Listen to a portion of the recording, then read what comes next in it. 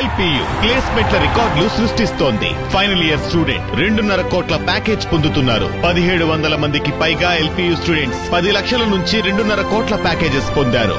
విద్యా విప్లవం ప్రారంభమైంది లవ్లీ ప్రొఫెషనల్ యూనివర్సిటీలో. గ్రామ వార్డు సచివాలయాల బదిలీలు పారదర్శకంగా జరగడం లేదు అని గ్రామ వార్డు సచివాలయాల ఉద్యోగుల సమైక్య గౌరవ అధ్యక్షులు ఏవి నాగేశ్వరరావు ఆరోపించారు.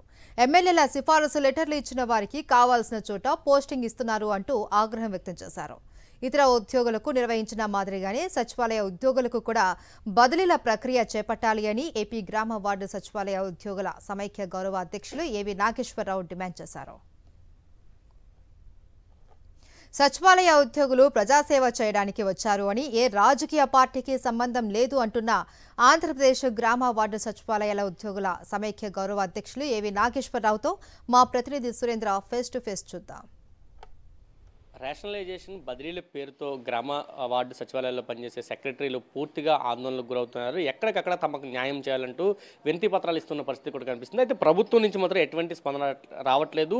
చాలా పారదర్శకంగా ఈ బదిలీల ప్రక్రియ కొనసాగుతుందంటూ ప్రభుత్వం నుంచి అధికారులు చెబుతున్న పరిస్థితి. అయితే దీంతో మనతో మాట్లాడడానికి ఏపీ గ్రామ వార్డు సచివాలయాల ఉద్యోగుల సమైక్య నాయకులు ఏవి నాయకులు ఆయనతో మాట్లాడుతున్నారు. సార్, ఎలా చూస్తారంటే ఉద్యోగులేమో ఒకటి కోరుతున్నారు, ప్రభుత్వం మరొక విధంగా చేస్తుంది. ఎక్కడికక్కడ కలెక్టర్లకి ఉద్యోగులంతా వినతి పత్రాలు ఇస్తున్నారు, న్యాయం చేయాలంటూ కోరుతున్నారు. కానీ ప్రభుత్వం మాత్రం చాలా పారదర్శకంగా అంతా జరుగుతుంది చెప్తుంది. ఏం చెప్తారు మీరు? గ్రామ వార్డు సచివాలయాల ఉద్యోగుల విషయంలో రాష్ట్ర ప్రభుత్వం పారదర్శకంగా వ్యవహరించటం లేదు. వీళ్ళ బదిలీల ప్రక్రియలో ఇతర రెగ్యులర్ ఉద్యోగులకు అవలంబించిన పద్ధతులు కాకుండా ఒక కొత్త పద్ధతులకి రాష్ట్ర ప్రభుత్వం తెరతీసింది. ఇది సరైనది కాదు.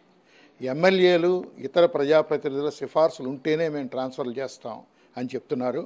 కొంతమంది ఎమ్మెల్యేల దగ్గర అయితే కనుక వాళ్ళ ఆఫీసుల్లో ప్రత్యేకంగా డిఈఓలను పెట్టి ఎక్సెల్ షీట్లో ఎవరెవరికి ఎక్కడ చేయాలో తయారు చేసి వాళ్ళు అధికారులను ఆదేశిస్తున్న పరిస్థితి ఇవాళ ఉంది. ఇది సరైనది కాదు.